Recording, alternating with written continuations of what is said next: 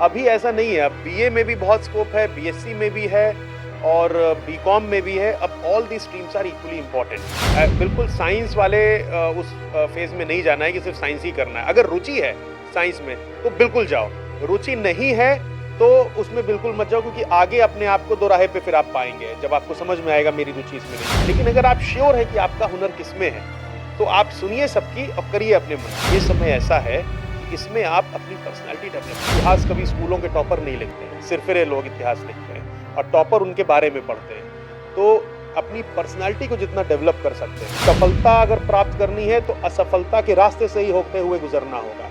हर सफलता कुछ असफलता के बाद मिली है, वो सिर्फ आपके साथ नहीं हो रहा है, दुनिया के हर शख्स के साथ। नमस्कार, मेरा नाम आलोक है। आप लाइव स्ट्रीम देख रहे हैं। बिहार बोर्ड की ओर से आयोजित इंटर और मैट्रिक की परीक्षाएं अब खत्म हो चुकी हैं। अब ऐसे में 10वीं और 12वीं के छात्र छात्राओं के लिए सबसे बड़ी परेशानी ये है कि वो अब क्या करें, क्योंकि लगभग 1 महीने से 1.5 महीने का समय उनके लिए बचता है। लेकिन समस्याएं भी बड़ी हैं। जो लोग मैट्रिक का एग्ज़ाम दे चुके हैं, अब उनके लिए समस्या है कि आगे वो आर्ट्स लें, कॉमर्स लें, क्या करें। और जो लोग इंटर का एग्ज़ाम दे चुके हैं, देखिए, अगर आप IIT JEE की कंपटीशन में बैठ रहे हैं तो ठीक है, नीट का एग्ज़ाम देने वाले हैं, ठीक है। लेकिन फिर आगे ग्रेजुएशन किस स्ट्रीम से करें, क्या करें, काफ़ी उलझन होती है, काफ़ी समस्याएं होती हैं।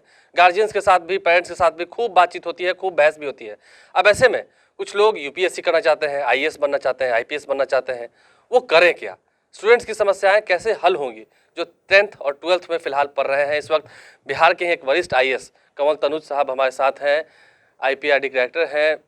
ठीक है, आपने भी काफ़ी मेहनत की है, आप इस मुकाम तक पहुँचे, कई दफ़े आप DM भी रहे। लेकिन अब काफ़ी बेसिक मुद्दों पर बात करते हैं। जिन लोगों ने इस साल 10th और 12th का एग्ज़ाम दिया, मैट्रिक का एग्ज़ाम दिया, बिहार बोर्ड से इंटर का एग्ज़ाम दिया, CBSE से भी दिया, ICSE से भी दिया, अब उनके पास 1 से 1.5 महीने का समय बच जाता है। इस दौरान आपको लगता है कि काफ़ी माइंड में उथल-पुथल होता है, आप क्या करें, रिजल्ट कैसा आएगा, क्या होगा? नमस्कार। हाँ आलोक, बिल्कुल। और सभी उसी स्टेज से गुजरते हैं और ज़रूर उथल पुथल हो रहा होगा। तो मैं सभी युवाओं को कहूँगा कि बहुत मेहनत आपने की है, पहले 2-4 दिन कम से कम स्थिर हो जाइए, थोड़ा आराम करिए और उसके बाद इस समय की अहमियत को समझकर आगे बढ़िए। देखिए, इस वक्त चाहे 10वीं हो चाहे 12वीं हो, एक क्वेश्चन ज़रूर रहेगा, कौन सी स्ट्रीम चुने। आज से 20 साल पहले जब IT बूम आई थी, तब ये क्वेश्चन का जवाब होता कि भाई साइंस लो, इंजीनियर बन जाओ, डॉक्टर बन जाओ। अभी ऐसा नहीं है, अब BA में भी बहुत स्कोप है, BSc में भी है और बीकॉम में भी है। अब all the streams are equally important. आप बीकॉम अगर करेंगे तो आप क्या कर सकते हैं, आप MCOM कर सकते हैं, मैनेजमेंट कर सकते हैं, आप फाइनेंशियल एनालिस्ट बड़ी बड़ी कंपनीज HSBC वगैरह में आप जा सकते हैं, आप बिजनेस टैक्सेशन अकाउंटिंग कर सकते हैं, बहुत अच्छे पे पैकेजेस हैं। आप BA करिए, BA में के बाद आप MA MBA कर सकते हैं, LLB जर्नलिज्म कर सकते हैं, BSc में BSc एग्रीकल्चर, बहुत सारे ऑप्शंस हैं आलोक। हम लोग देखते हैं कि कई लोगों की रुचि IIT में नहीं होती है, वो इंजीनियर नहीं बनना चाहते हैं। लेकिन कई लोग होते हैं कि समाज हो या फिर गार्जियन के डर से, अगर वो पढ़ना भी चाहते हैं आर्ट्स या कॉमर्स, तो कहते हैं, उनके गार्जियन भी कहते हैं कि नहीं, साइंस पर हो, पढ़ने में मैंने लगता है तुमको। हाँ, इसीलिए मैंने कहा देखो कि पहले तो ऑप्शंस देख लीजिए।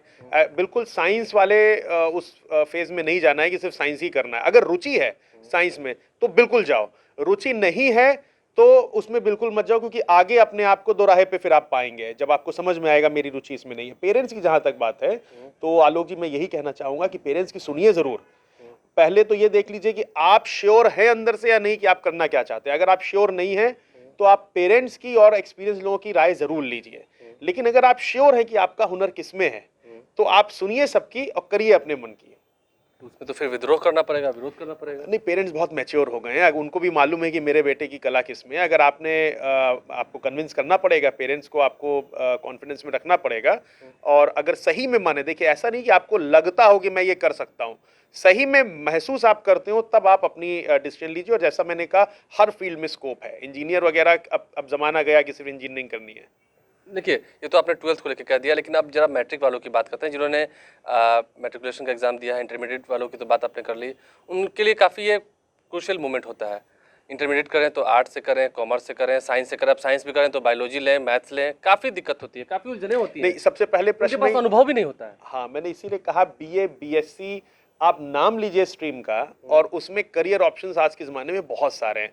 इसलिए ये कोई नहीं है कि आपको BSc करना है या क्या करना है। लेकिन एक चीज़ आलोक जी मैं ज़रूर कहना चाहूँगा, ये समय ऐसा है कि इसमें आप अपनी पर्सनालिटी डेवलप कीजिए। देखिए, इंटरव्यू में किसी भी आप परीक्षा में जाइए, तो इंटरव्यू में आपसे अध्ययन क्या किया गया ये नहीं पूछा जाएगा। आपकी बोलने की कला कैसी है, आप कैसे चीज़ों को परसीव करते हैं, आपकी हॉबी कैसी, एक्स्ट्रा करिकुलर कैसी, ये सब पूछा जाता है।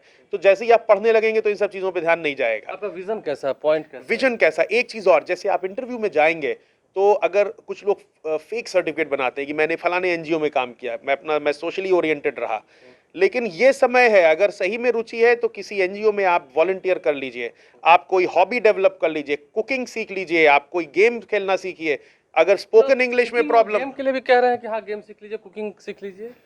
कुकिंग पे पूरा यूपीएससी का इंटरव्यू चल जाता है, सिंगिंग पे पूरा इंटरव्यू चल जाता है। कुछ लोग तो कहते हैं कि काफी मतलब इससे बेइज्जती होगी, किरकिरी होगी, लोग मुझे किस नजरों से देखेंगे। मेरे अपने बैचमेट का पूरा इंटरव्यू उसकी सिंगिंग की हॉबी पे चला। उसने बाकायदा अपने इंटरव्यू में सुर ताल सब गा के सुनाया। देखिए वो तो यूपीएससी के इंटरव्यू में सुरताल गाया गया। बिल्कुल गाया गया। और उस देखिए, देखते ये है कि आपको जुनून कितना है। आपको कल को कोई टास्क दिया जाएगा तो आप किस हद तक जाते हैं, आप शुरू करके चीज़ें पहले ही आगे बढ़ जाते हैं या आप उसको समझते हैं। अगर आपको कोई चीज़ अच्छी लगती है तो आप डिटेल में जाते हैं।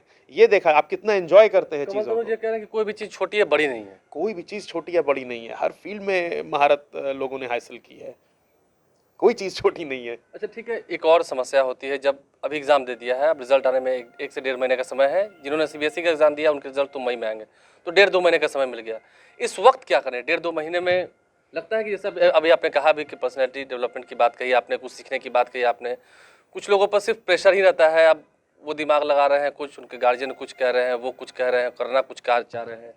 देखिए, जैसे मैं हमेशा कहता हूँ कि इतिहास कभी स्कूलों के टॉपर नहीं लिखते हैं, सिरफिरे लोग इतिहास लिखते हैं और टॉपर उनके बारे में पढ़ते हैं। तो अपनी पर्सनालिटी को जितना डेवलप कर सकते हैं, आप जैसे खड़े हैं, आप इतने अच्छे से बोलते हैं, आज आपकी वो कला काम आ रही है। कौन जाने कौन सी कला का प्रस्फुटन आपका कब हुआ और कब आपको कहाँ से कहाँ ले जाए। तो इसलिए और देखिए 1.5-2 महीने के पीरियड आते रहेंगे। अभी आप 10th के बाद है, 12th के बाद है, फिर कहीं आगे जाएंगे, फिर मिलेगा।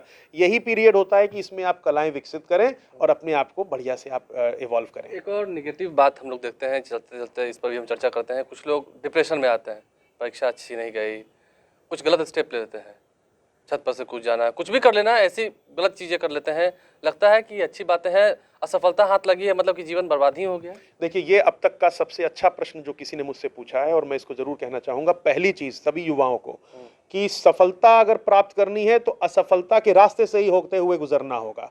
हर सफलता कुछ असफलता के बाद मिली है, वो सिर्फ आपके साथ नहीं हो रहा है, दुनिया के हर शख्स के साथ हुआ है। दूसरी चीज़ ये है कि इस चीज़ को ध्यान रखिए कि आपके 10th, 12th, इंटर, ग्रेजुएट, इन सब के मार्क्स इंपॉर्टेंट हैं, लेकिन सब कुछ नहीं है। क्योंकि आप किसी भी परीक्षा में, आप मान लीजिए यूपीएससी में गए, तो वहां पे आपको उसका एग्जाम क्लियर करना है। अगर एग्जाम में टॉप करना 10th और 12th में अगर अनिवार्यता होती तो यूपीएससी अपनी क्वालिफिकेशन में दे देता। उसने क्यों सेपरेट एग्जाम कराया? क्योंकि वो मिनिमम क्वालिफिकेशन देता है और आपको उसका एग्जाम क्लियर करके और इंटरव्यू क्लियर करना है और आपका सिलेक्शन हो जाएगा। इसलिए कभी इस धोखे में नहीं रहना कि मार्क्स कम आ गए हैं तो जीवन खत्म हो गया। हाँ, आदत मत बना लेना मार्क्स कम आने की। अगर कम आए हैं तो उससे परेशान नहीं, उससे सबक लो और आगे बढ़ो, अगली बार अच्छे लाओ। जो लोग गलत कदम उठा लेते हैं उनके लिए बात इसीलिए मैं कह रहा हूँ, गलत कदम तब उठाएगा जब उसे लगे कि रास्ता खत्म हो गया। मैं यही कहना चाह रहा हूँ, रास्ता खत्म नहीं है, ये तो सिर्फ शुरुआत है। बहुत सारे लोग ऐसे हैं कि टॉपर नहीं थे, नंबर बहुत अच्छे नहीं आए, यूपीएससी में 3rd डिवीजन वाला भी दे सकता है, 2nd डिवीजन वाला भी एग्जाम देता है यूपीएससी का, उसे उस दिन अच्छा करना है। आज अगर कम आ गया तो आगे बढ़ो, जीवन बहुत है, आगे वाला एग्जाम अच्छा कर लेना, ये सोच के। अंत नहीं है, इसलिए अपना अंत बिल्कुल कभी सोचो भी नहीं। लगता है कि हाँ, परिस्थितियों से लड़ना चाहिए। परिस्थितियां आई हैं, नेगेटिव आई हैं, आपके विरुद्ध आई हैं, तो लड़िए। परिस्थितियों से लड़ना चाहिए और यही जीवन है, यही जीवन है। आप यही आपकी परीक्षा, यही आपको निखारेगा। जितना तपेंगे उतना ही आप मजबूत बनेंगे। देखिए, जितना तपेंगे उतना आप मजबूत होंगे, जितना सोना तपता है उतना ही कुंदन बनता है, और पंखों से नहीं हौसलों से उड़ान होती है। ये बातें किसी ने सही कही हैं। कमल तनुज साहब थे हमारे साथ, वरिष्ठ आईएएस हैं, इन्होंने भी यूपीएससी का एग्जाम क्लियर किया। देखिए आज कितने अच्छे पद पर हैं और ये सिखा रहे हैं कि परिस्थितियाँ भले ही आपके अनुरूप ना हो, आपके अनुकूल ना हो, इसका मतलब ये नहीं कि जीवन समाप्त हो गया है। आप आगे बढ़िए, मेहनत कीजिए और अभी जो समय आपको मिला है, चाहे वो इंटरमीडिएट के स्टूडेंट हमें सुन रहे हो या फिर मैट्रिक एग्जाम देने वाले हमें सुन रहे हो, आप इस वक्त को खाली मत छोड़िए, सोचिए आप क्या कर सकते हैं। जो आपको बेहतर लगे आप वही कीजिए। हो सकता है उस राह पर चल के ही उस राह के सर्वश्रेष्ठ राही आप बन सकें, मंजिल आपको मिल सके। हमारे चैनल को सब्सक्राइब कर लें, साथ साथ फेसबुक पेज भी लाइक करें। धन्यवाद।